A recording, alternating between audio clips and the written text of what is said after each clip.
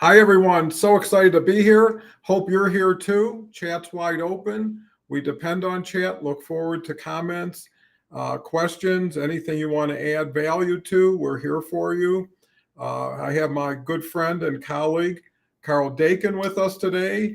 Karl does his show preceding mine on Tuesdays and also has a great show on Thursdays, which is focused on his cohort group that relates to redevelopment, uh, municipality wise, and a really great group of individuals who bring a lot of value. So if you can get the double header Tuesday and Thursday preceding this show, you'll be primed for our show or anything going forward in that day.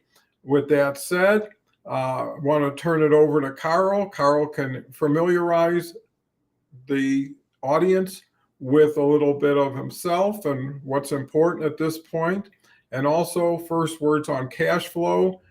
Karl, take it away. So thanks, Don, for having me on your show this morning. My background is that I act as a capital coach, which is I work with individuals, entrepreneurs, small businesses, communities on raising funding. And as a coach, I help these people design their plays, determine what combination of skills is necessary to execute the plays, and with any luck along the way, we may also score a few goals, raise some money, and help these businesses and organizations advance their individual missions and move forward. So the topic of today is cash flow. And to me, cash flow is like the primary metric of whether a business is going to move forward, whether it is moving forward at the current time, whether it'll continue to move forward in the face of obstacles or adversity or things that didn't quite go according to plan. And it is essentially a measurement on some kind of a time basis of did more cash come in the door than went out the door. And it is a term that's commonly confused with profits because in a business setting, you want more money to come in the door than goes out the door. But profits also fall into what we call measurements involving taxes. And in taxes, you may get certain things that allow you to incur an expense on paper which had nothing to do with cash going in and out of the door this week. So you can be profitable on paper and still be upside down and negative in your cash flow. And if you don't have enough cash flow, then you're not moving forward. In the community setting of cash flow, we talk about the whole community being building wealth, being self-sufficient so that it can continue to go forward. And so there we measure not only the wealth of the individuals, the organizations, but the collective wealth of the community. So it is a very important metric. And sometimes it seems easy to tell because you open your bank account, there's no money there. But in most cases, it's a little more complicated than that because the ebb and flow of cash is not necessarily rhythmic or under some constant pressure. It may be a roller coaster, but it may not be the same from month to month. Yeah, that's a great start, Karl. And I prided myself in really being cash flow oriented. And to me, you're right.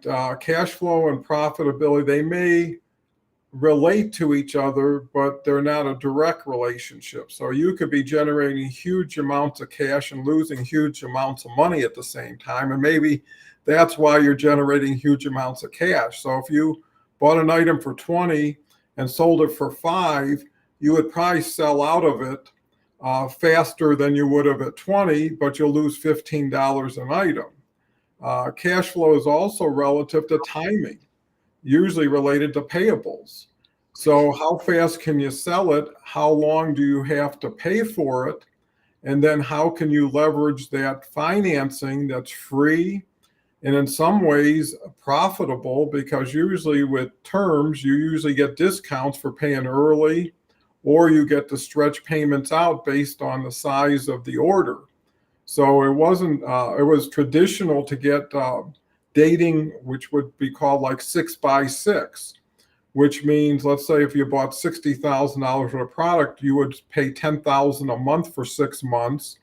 You'd also get a 2% discount for each payment that you made on time. And then if you really were kind of cash positive, you could get anticipation discounts. So you could convert a 6x6 to maybe a 5% 10 days. And it was really the cost of money versus the benefit. And it really gives entrepreneurs an opportunity to leverage service and product suppliers who have a vested interest, because not unlike a bank where they earn money on what they lend out, and it's usually basic interest money, a vendor is going to be earning profitability on the sale. So let's say they make 30% on every sale, they only have 70% into that, let's say, payable. So there's more inclination to keep you around, keep you buying more, because their cash flow issue is dependent on how they leverage it also. So if they can move more product out faster and get it into, vendor hands, then they're freeing up space, they're freeing up capital, and they're getting more sales out there. So, cash flow is the lifeblood of business. And there are a lot of businesses who are profitable and poor. Like some people, in certain recessions, people are land rich and cash poor, and they can't sustain themselves. They can't convert some of the capital they have that's in equipment or in supplies or whatever into paying their bills. So, it's a magic line that and in order to keep it going, you got to have pristine credit, right? If you don't pay a bill, your next offer probably won't be as rich, and then you're chasing your tail. And there's a lot to it, but it's important, and it makes a big difference, especially when you're talking financing, because people really want to see what's your cash burn, which is another term. How fast are you going through money? How much money do you have? How much money do you need? And when does the intersection come together where you get into cash flow positive and hopefully profitability? So it's a little bit long drawn out explanation, but it comes from experience. Carrie's here. Why did the bed become a detective? It loved to uncover mysteries. That's a good one. Not cash flow positive, but still a good one. Yeah. So Karl, now that we're really locked in on cash flow, where do you see the big opportunities and the big mistakes that most entrepreneurs make relative to cash flow?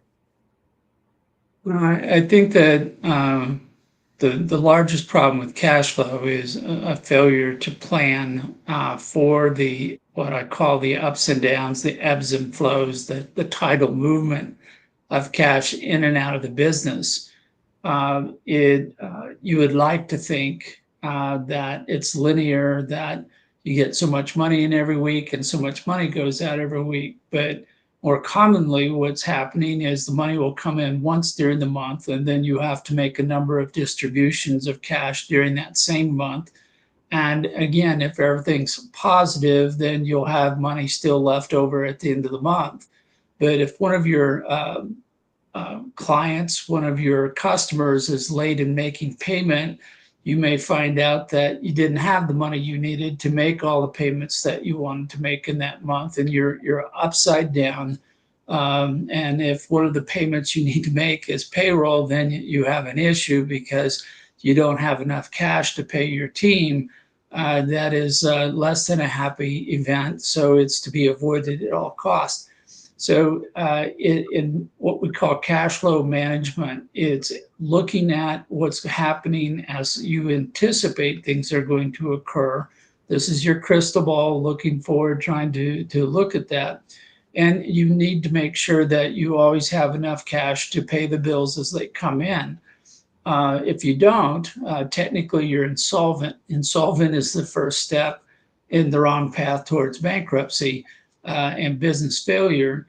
And so if a business can reasonably anticipate what cash is coming in the door, then it's okay. If it knows it's going to be short, then it needs to either borrow money or raise funding in the form of sale of equity to assure that the cash is in an account and available to pay bills as they come due. And so the biggest problem is always dealing with the uncertainties of the future, planning, providing for a reasonable comfort, because if you have cash sitting around that isn't doing anything and you're paying interest on it, that just increases the cost of your business. So you want to have enough money, but not too much money. And that's hard. It is simply, that's a challenge for every entrepreneur all the time, everywhere. Yeah, you make an excellent point, which brings to mind what you just mentioned, is your ability to leverage your payables is also reliant on your ability to not get leveraged on your receivables, right? So if you're putting out money, and selling things on open account, you're dependent on those payments in order to bring cash into the business. Right. So if all of a sudden people are 30, 60 days late, and it could be a significant amount, it's going to put a strain on you. And that's where lines of credit usually come in. But a lot of times they're poorly utilized. So you would get a line of credit in case of a seasonal situation, in case of an opportunistic buy. Someone says, well, I've got 300 grand worth of product. I'll make a deal with you, but I need cash right now. Wire me the money and I'll give you whatever, huge discount. And that's where people kind of get sucked in, is they buy more than they can sell because the deal is so strong, but it doesn't fit their cash flow. It's like someone goes and says there's a big sale and I'm going to go save a lot of money, but they're going to spend a lot of money in order to save that money. And so it's really, and again, it depends on the business that you're in. If you're all finance business, then you're going to have to wait. If you're cash business, you're going to get the money before you have to pay the bills. And that's why it's always better to sell it before you have to pay for it, because eventually, again, you're going to have an overhang of too much inventory, which is either going to take up too much space or unnecessary space, or it's going to make you more inclined to discount the product to move it faster, or increase marketing expense to move it faster. So there's other expenses, collateral expenses, that come with bad buying decisions, bad credit decisions, and really understanding how you can control things to a certain extent and be on top of it. And what that does is it saves you from going out and borrowing money from equity players, because they're going to take an interest. Vendors won't take an interest in your business because their interest is you selling more product and then creating that better pipeline.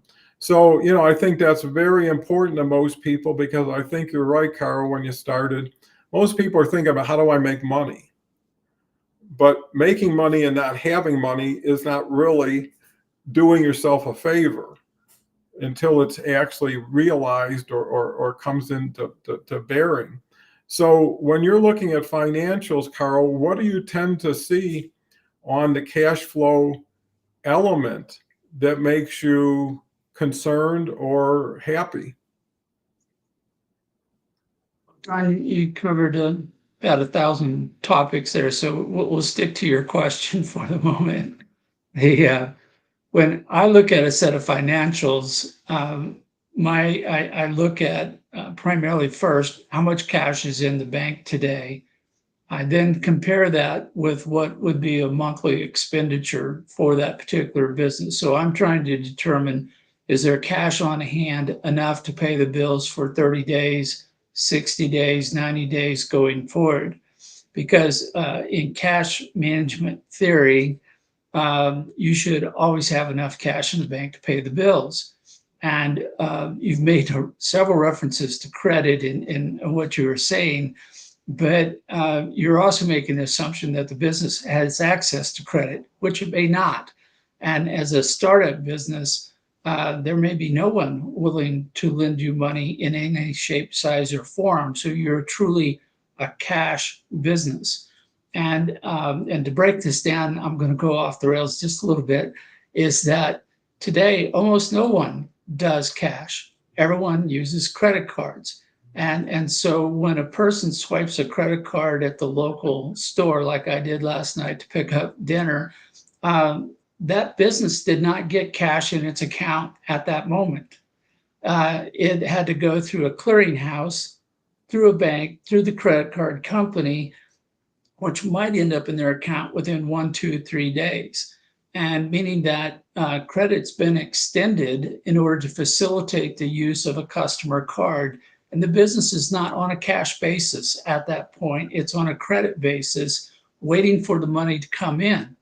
Now, if something goes wrong, and it does occasionally, that credit did not clear the bank account, the money did not show up, and now you may have a gap between what cash you needed and the cash that is anticipated to come through the door.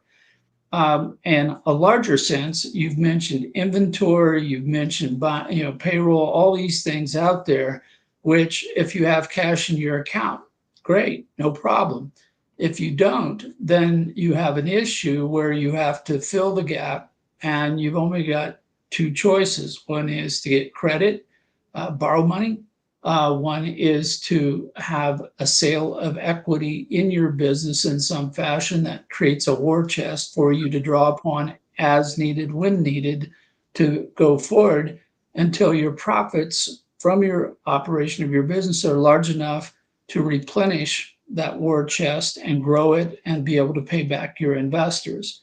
So right now, even the smallest business, unless you're running a lemonade stand where you're taking only dollar bills and coins, that's the only cash business I know of. Everything else is involving some degree of borrowing money or extending credit to a customer just to facilitate the movement of money. And people have to provide a service, banks or whoever, credit card companies, whoever, and they're charging you money for that. So if you made $1 sale today on a credit card, the credit card processing fee is going to be about 3.5 to 5.5%, which means that you, on $1 sale, you're only taking home like 96 cents to 97 cents on that sale. It's over cost you 3% just to have them move the money on your behalf. So your cash just got smaller for the convenience of allowing somebody to charge with a credit card, which is why you see so many times we give a better price if you pay cash at the pump, because it's actually better for the company. They make more money with a cash payment than they do with a credit card payment. So we're getting into a discussion of cash, which is a pure sense, but it's also almost theoretical because almost nothing's done with cash these days. And yet at the end of the day, when you do your bookkeeping, you look at your ledgers and you say, I have more money in my bank account than I have to spend out.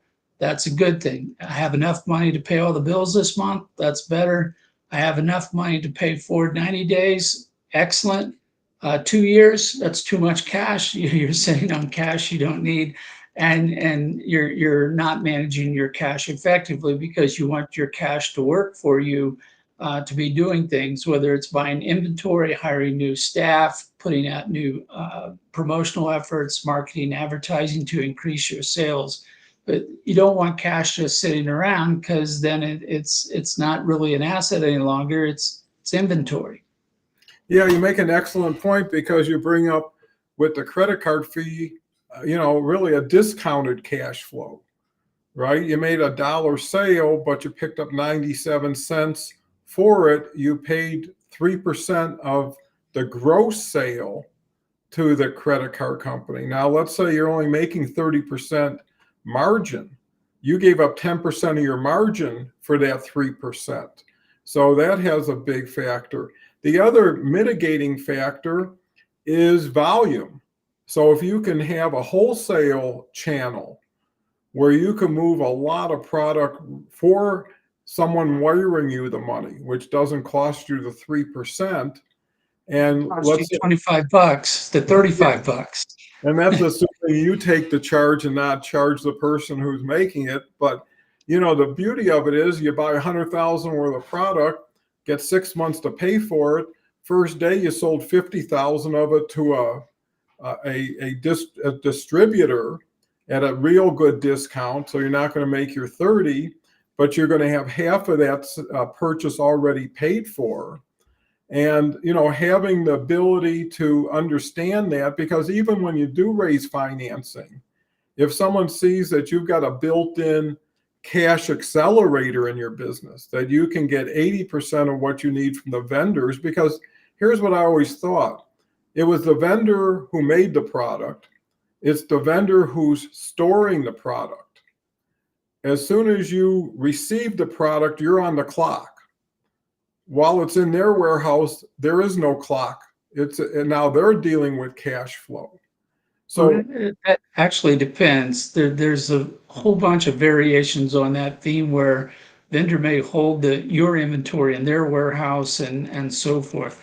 The day that you sign the contract to buy something, you're on the clock, whether you've received the inventory or not. And this is the complexity of running a business where you're looking at all your different timelines, and you're trying to make sure that when you get to the end of the accounting period, that everything's in the positive, everything's in the green.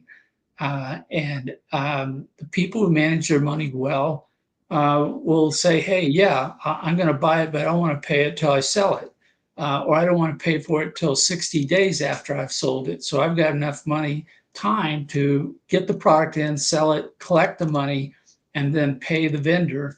And so the vendor is extending credit at that time. Instead of borrowing money from a bank, the vendor is the supplier of the cost of inventory long enough to complete a sale. And people who arrange that, they're doing great money management because they're not paying for the use of that money during that entire time. The vendor's bearing the cost. absolutely. And other elements, to Karl's point, is you don't have to go for traditional financing. So consignment is an opportunity, right? Where you bring it in your operation, you sell it as you pay for it as it sells. The company who sold it to you actually still has ownership of it.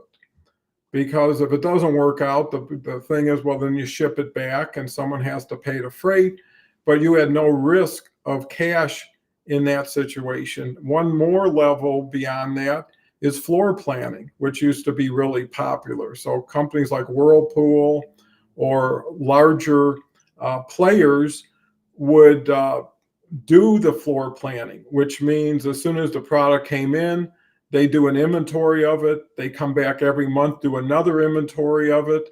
Whatever was sold, they tell you how much it was, and you'd submit the payment. So there was an intermediary, and there were UCC agreements, so that there was a preferred lender status that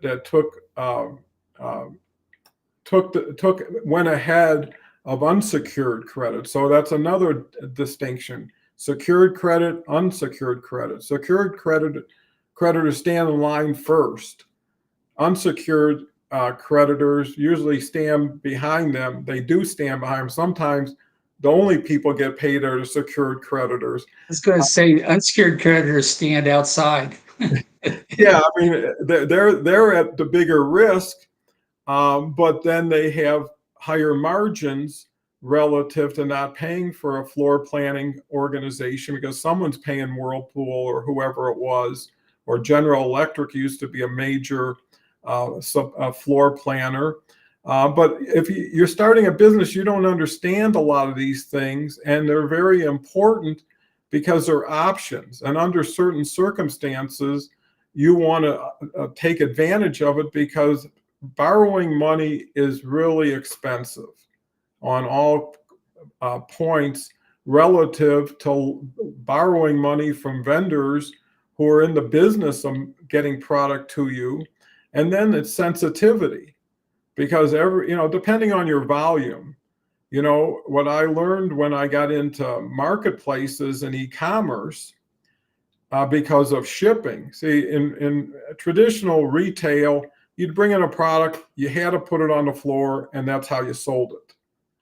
On e-commerce, you listed it, you sold it, got the money, and then you purchased it. Or you purchased just enough to fill the orders and never had to use your own money. And then it occurred to me, which didn't take long, is why would somebody in Chicago send me a bunch of their stuff that's sitting in their warehouse? So it now can sit in my warehouse. And then when I get an order, I ship it back to Chicago.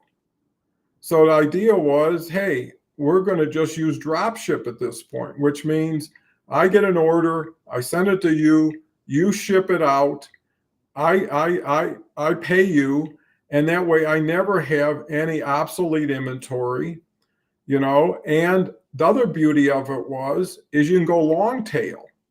And what is long tail? It means you can put everything in their warehouse on your website because it costs you nothing to receive it, ship it, or stock it. So sure, if you got an extra item, it's just another listing, and pretty soon you're selling the person's whole line. And the other big thing, if you're looking at timing, and a day is a big deal, it's 1/30th of a month, is time in transit, right? You ship to me, I send it to Chicago, I'm waiting 3 days. They shipped it, I didn't wait anything. Then you also have time in transit, but also damage in transit, right? I ship it to you, it comes with a broken something. My customer service people have to deal with it. I've got to make it good, which means I got to buy another one or find another one. And I can't tell you how many times I used to go to Home Depot and spend a boatload of money to fill orders I couldn't. Because when you're dealing with Walmart or Amazon, they don't care about excuses.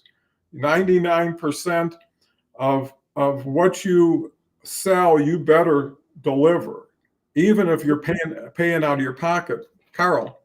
Yeah, so no, it's one of the interesting things as you describe it is because we used to be very linear serial, which was, yeah, I'll buy it, I'm at risk. If I buy it, if I can't sell it, I'm sitting on dead inventory.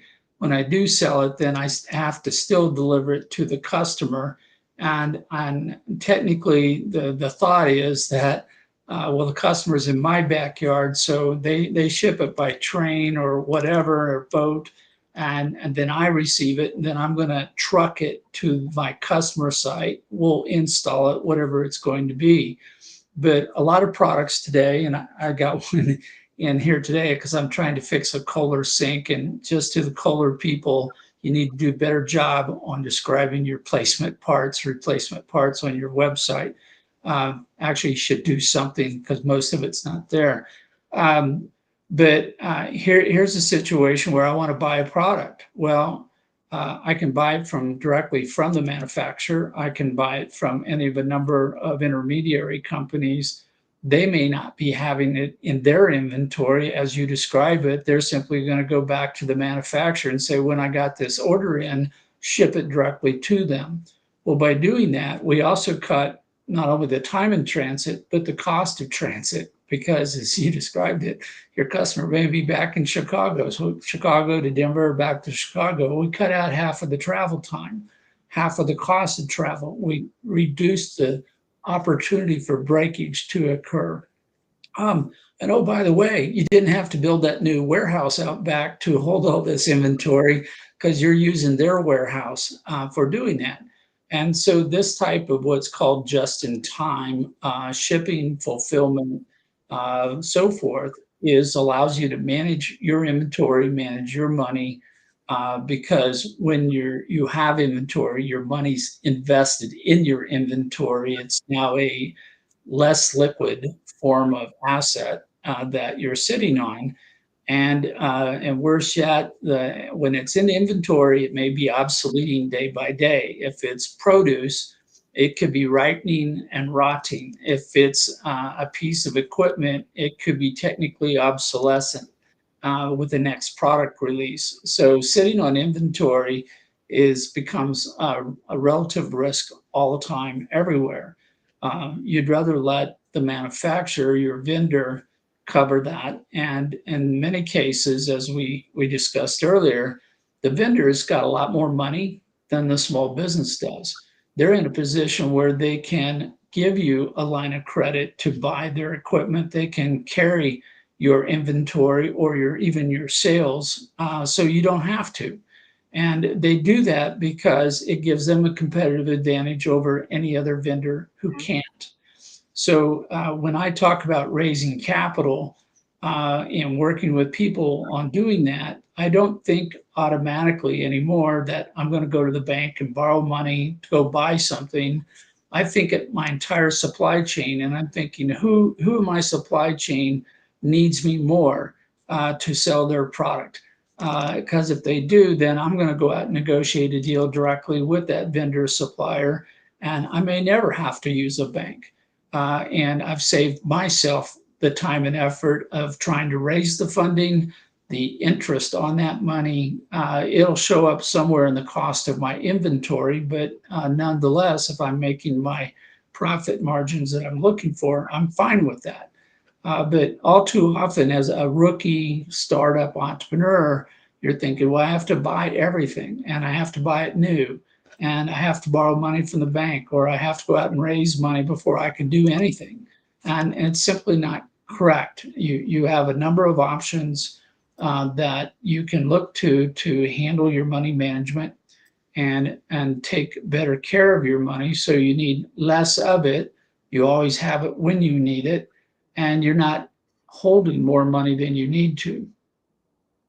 Yeah, I mean, those are terrific points, and we're really getting into some of the detail most people don't cover or aren't aware of. The other element is there is obsolescence, right? Last year's model won't be as valuable as next year's model, and if you wait long enough, you're going to have to discount it. The other element is shrinkage, right? Because you put $1 million in a warehouse, usually it's, if you're lucky, 1 or 2% is almost acceptable. Sometimes it gets even higher based on how easy it is and what kind of product it is. The other element that takes place is, again, profit margin has an impact. Freight has an impact. Marketing expense has a huge impact. And then there is back-end money that most people either aren't aware of or don't know how to generate, which is on e-commerce, it's a razor thin business. You're usually working on in the 20% of gross. And it depends on the cost of the product. If it's a $10 item, you can make 50% and you're still only making $5. If it's a $10,000 item, 20% will make you $2,000. And what you have to look at is, what is the cost of each sale? What does it cost to do that sale? What's customer service? What's shipping? What is returns? How do you handle defectives? And at a certain point, less is more. So if you can do more with less work, more with less risk, you're going to be ahead of the game. So talking about back-end money, most people say, well, what is that? Well, usually there's a rebate that comes into play at a certain point. So a lot of my deals were, they would take last year's sales, and let's say you did $1 million. Well, if you could match last year's sales, you get 2% typically. Anything beyond those sales, you get 5 to 10%. So if you can generate more income, at the end of the day, you might pick up 6 or 7 points that are not showing up on the sale price, but are coming to you from, into the future. Then you have rebate. Oh, co-op, advertising co-op is a big thing, and if it's 3 or 4% and you do $1 million purchase, you've got 40,000 for advertising. You've got 60,000 for rebate. Pretty soon you got 12, 13 points, which means you can make 1 or 2 points as someone who isn't getting that money is wondering, how do they do it? How do I compete with them? And then you put together program, because dollars and size mean something. larger companies would rather deal with larger players doing larger sales than smaller players. And that's why, things like price sheets come into play. And I used to laugh when people would used to give me their price sheets like, this doesn't apply to us. This is if you buy $1,000. We're looking at making a major purchase. And actually, almost every large purchase would be negotiated. Well, can we get some more dating? Can we get some more co-op? Can we get some more rebates? Where is there room here? And then the other thing is being opportunistic to say, I'll take care of a problem for you if you make it attractive. And what I love was at the end of a quarter, or especially end of a year, you'd get the phone call. We need this much to make our numbers. We're short. And usually it was the sales rep or the national guy who had a bonus related to it. And he'd say, what can we do? And I'm like, we can do anything you want to do if it makes sense to do it. So, where we had a benefit is I could talk to a person, wire money in 10 minutes, and the deal was done. And most people just want to turn trash into cash. It's like it's taking up too much room in the warehouse. We made a mistake when we overproduced it, or when we produced it in the beginning. We'll take a discount. And that's another where you can get into opportunistic buys if you have the sales machinery to move it. And that comes down to, again, leveraging larger marketplaces. At one time, I was running 37 different websites, which was incredible. And it was everybody else's website I was managing, because then I got everybody onto the marketplaces.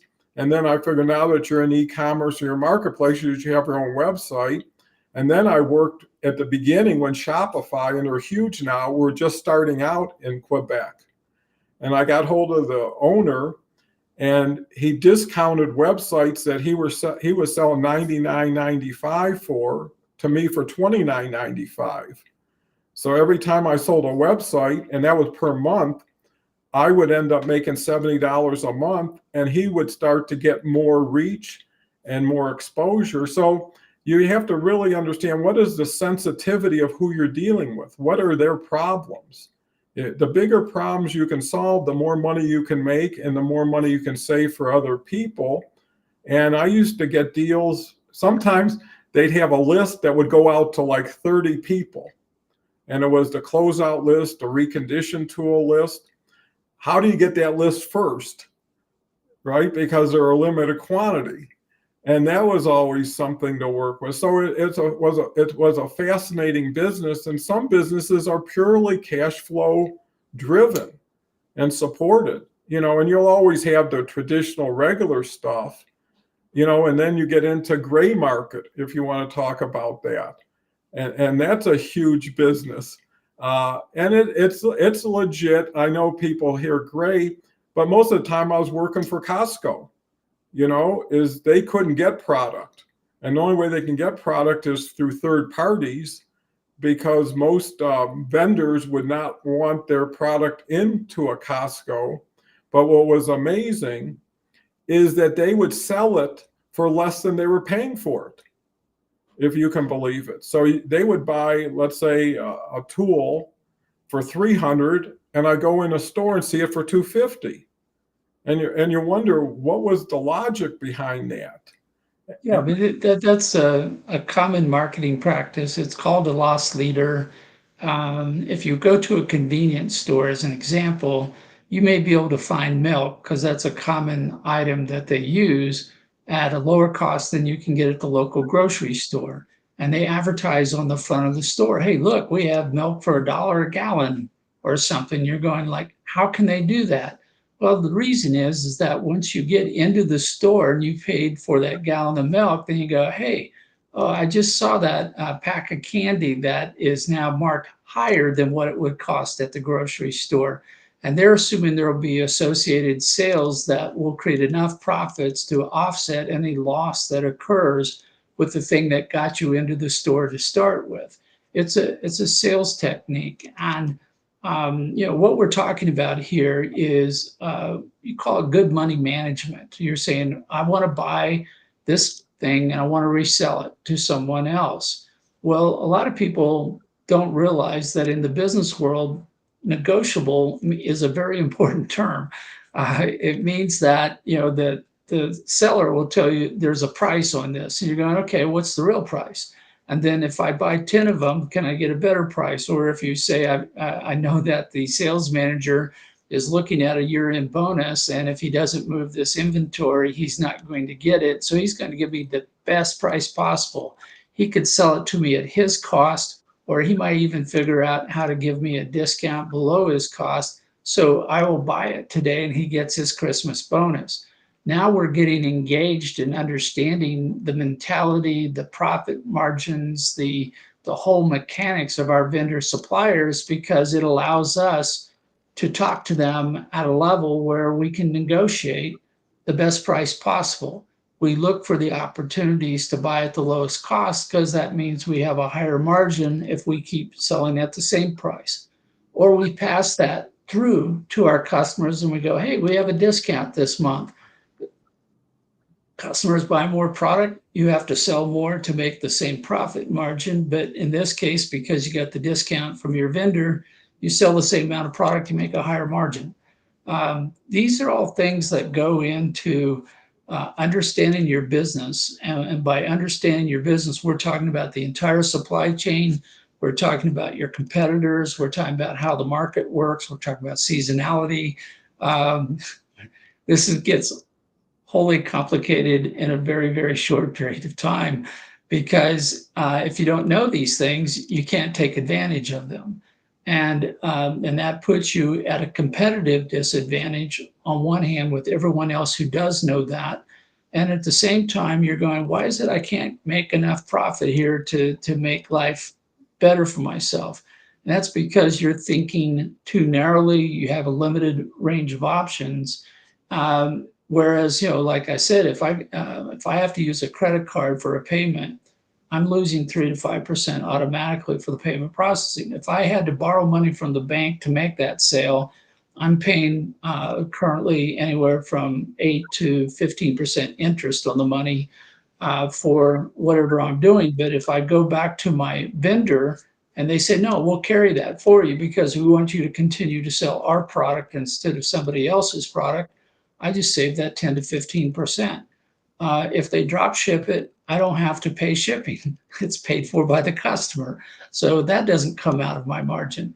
So these are all things that we're talking about today, are demonstrating that if you understand how the world works, if you understand reality and what drives people to do things, then this gives you better management of your money. And I look at all this as types of funding. I'm saying every time that I need money I don't have, I can go to a bank and borrow it, maybe, maybe not. I might be able to raise money from an angel investor, maybe, maybe not. But that vendor sure wants me to sell their product. So they have a greater reason to help me figure out how to move their product through my shop to my customers.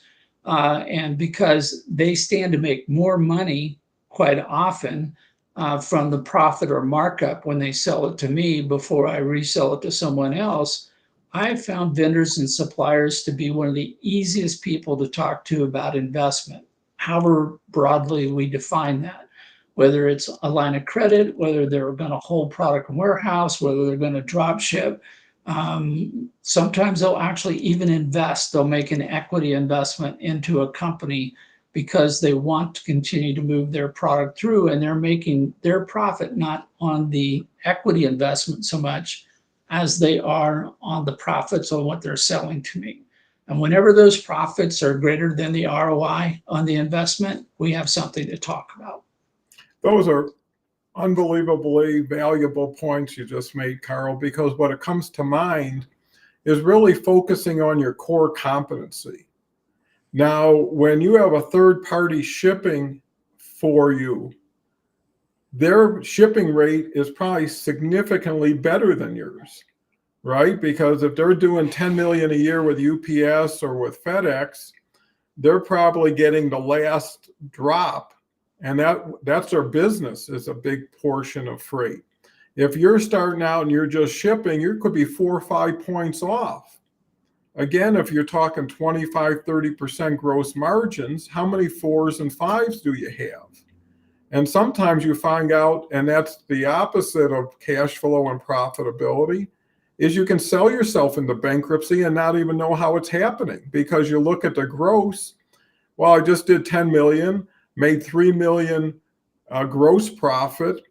And then you start going down the line as to where are the expenses? What's the marketing expense? What's the freight expense? What's the shrinkage?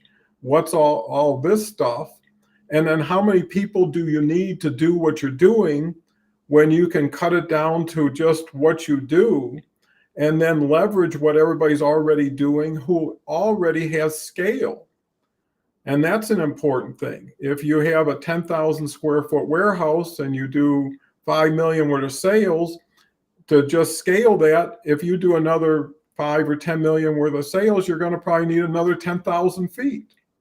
And pretty soon you're getting bloated with space, you're killing time, and why take, one reason I finally decided to leave the business is it occurred to me I will never out Amazon. They will have me at every point, and I'll always be making excuses why I can't get it there today.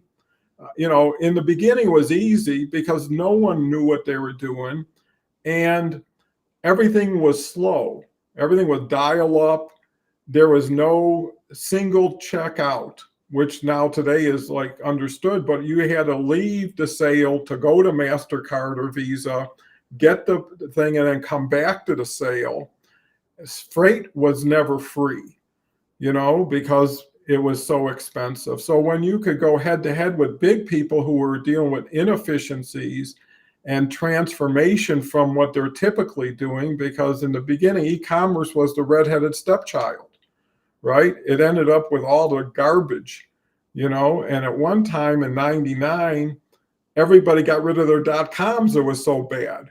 That's when they had that puppet, that little pet puppet, and it just gave .coms a bad name. But I think it's really important in this regard, like Karl mentioned, the supply chain, understanding what the pain points of your vendors are, understanding what their need is. Sometimes it's market awareness, market penetration, and for that, they want to take market share away from somebody, they'll pay for it. The reason why people buy something and sell it under cost, to Karl's point, is loss leader.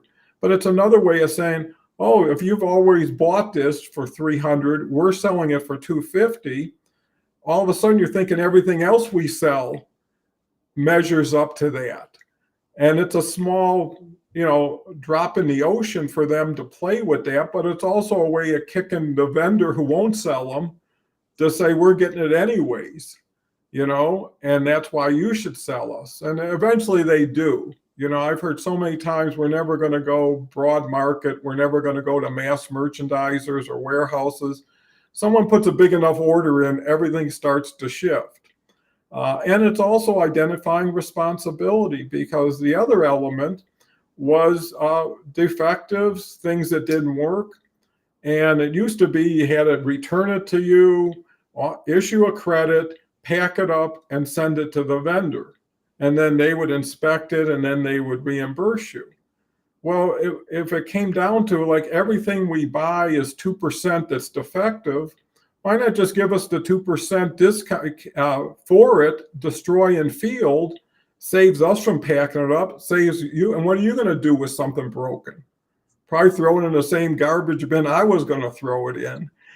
So it's really understanding. And once, people are logical, and once they see what it is, and they probably know what it is before you even tell them, it's better for everybody. And I think that's really when you get into relationships, especially with vendors, it's a team effort.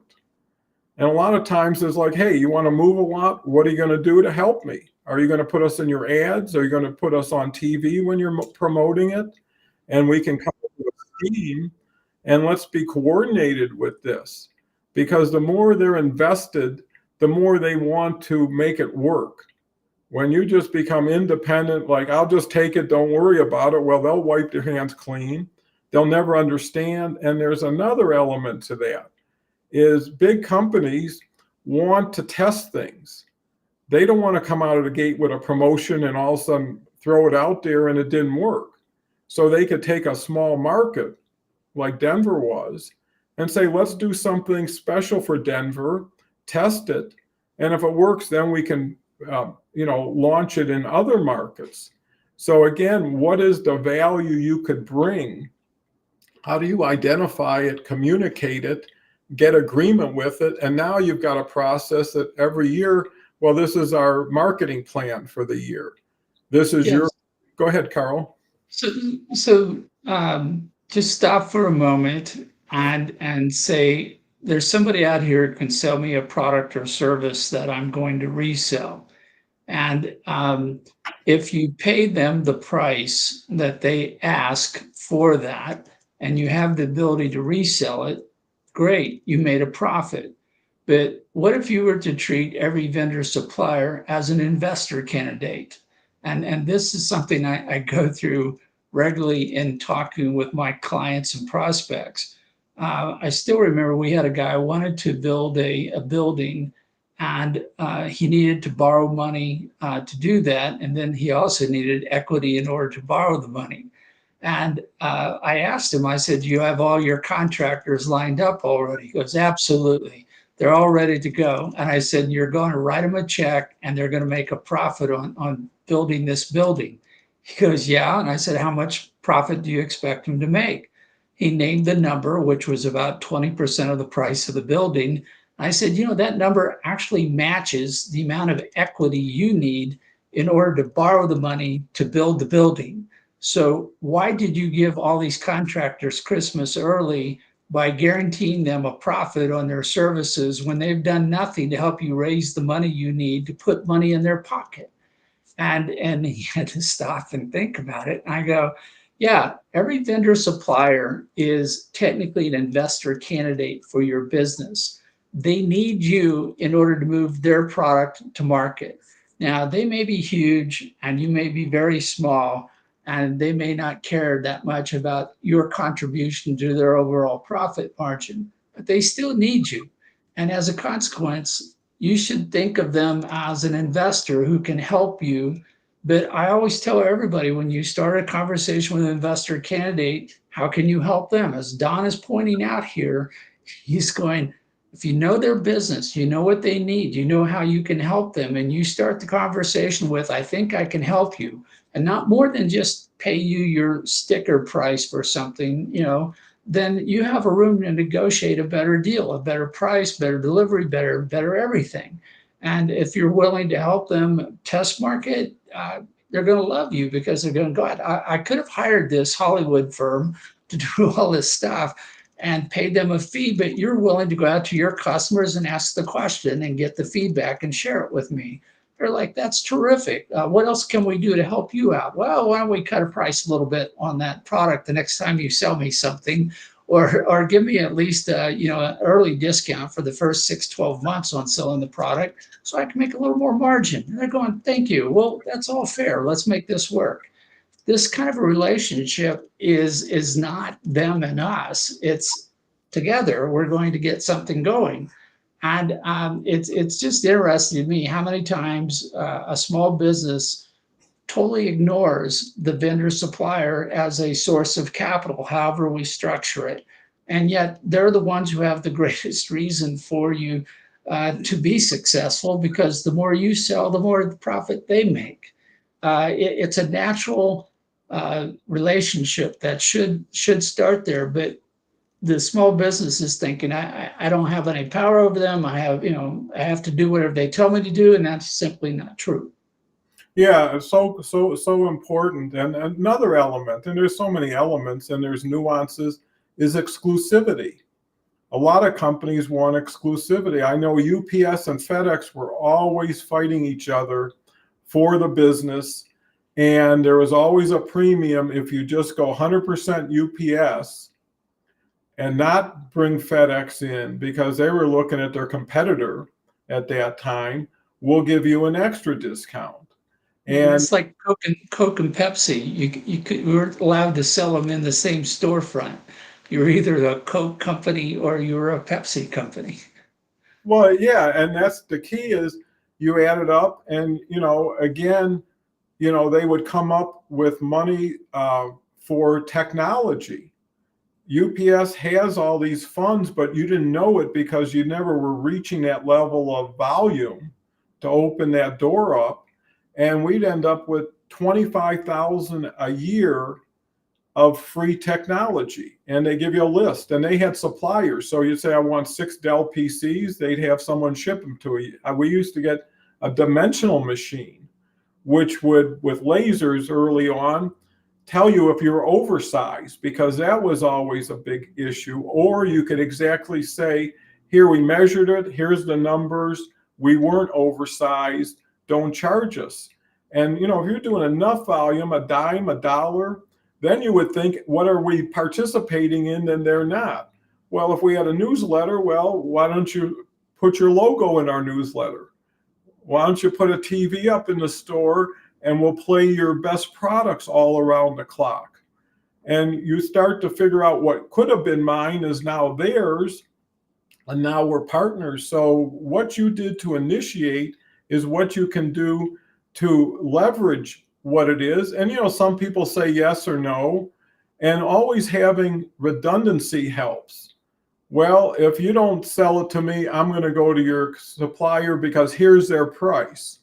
At a certain point, FedEx would just give us the lowest price knowing they never get the business. So UPS would lower the price based on the bid. And no matter what it was never good enough. So there's a point where you play small, there's a point where you play big. But one thing I realized is your credibility and your ability to keep your word is essential. So whether it was with a credit manager, a sales manager, if you said the check's going to be here this day, it's going to be there because they're not going to put their neck out. And plus, that's the reason they'll give you deals, because at one time I asked, I know we're coming up at the end, I said, why am I so lucky all the time? Why do I get these tremendous deals? And they say, well, you pay your bills on time and you don't cherry pick. Right? So when we give you the deal, you take it. You don't say, I'll take this stuff. If it was garbage, so discounted as garbage, they just want it out of there, and that's the reason they're doing it. So there's a price they're paying and there's a benefit you're receiving. And that's ultimately what I would do. And I suggest other people do. Go to your vendors and say, what is troubling you? What can I do to help you? Well, hey, if you got a bunch of stuff, and I'm kind of agnostic, it's like whatever the customer would get a benefit, because what differentiates you and distinguishes you from everybody else? A Home Depot or a Walmart, they're planning Father's Day right now, 9 months in advance, right? They're doing their purchasing, they're getting their marketing program. When you could just buy it today, put it in the newspaper tomorrow, put it online tomorrow, it's already, you got a machine built for opportunity. And if you don't have something special, what is going to make the difference over time? And I think that's important. So, there's so many people who had a great business, but left too much on the table without even knowing it. And then they're stressing themselves because they can't make enough or it costs too much. And you got to realize, especially if you're a small margin business, expenses are so important. Warehousing, getting $3 a foot versus $7. What difference does it make? No one's ever going to look inside. You could be in the worst area of town at a discount, and that'll save you money. I think it was Ben Franklin said a dollar saved is just as good as a dollar earned. It's the same dollar, and maybe you can save and make and really get into arbitrage situations. So, we started out with a simple word and we drew it all the way, and there's even more to it, which lends itself to negotiation and justification. So with that said, we covered a lot of ground, Karl. I think cash flow is proven to be essential not just in how much money can you hold on to, but how did you generate that money? And how did you identify yourself to suppliers as, hey, send it to them, they'll take care of it, and be the go-to guy. So Karl, last thoughts on cash flow? Yeah, well, Ben Franklin said a penny saved is a penny earned, but I know inflation has kicked in a lot recently. So, uh, yeah, yeah, cash flow is your primary metric for the success of your business and your operation, and that actually extends to nonprofits and charities and so forth. And good money management says that you are going to figure out how to always have a positive cash flow. And part of that is figuring out how to minimize your expenses by working with the people who you work with day in and day out. You're all part of a common team to move a product from its early inception all the way to the point of a customer. And unless you're doing it all yourself in house, where you make it and sell it, deliver it, and install it, if you're working with anyone else, then there's a team member in your community that you need to be talking to manage your money better. Yeah, and that might be a first step before you even launch a business, is get with the people you may think will be your suppliers and get it kind of mapped out where you got a little bit of confidence what to expect. And usually your business plan is stronger if it's got a foundation based on existing communication or understandings.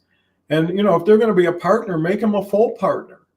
Make them integrated into your business, get them into your trainings, get them into, visiting your stores or your locations and meeting with the people, because that'll make people want to support them.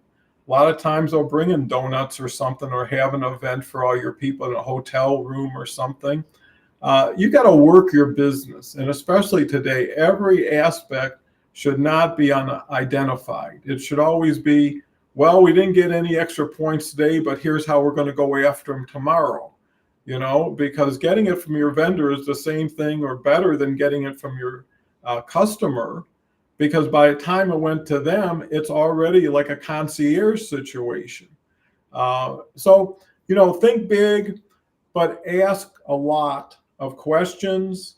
Get to learn their business as well as your business, and all of a sudden your business may change based on understanding their business, and you need to be in alignment and synchronized with them. You don't just grab something and say, I got it.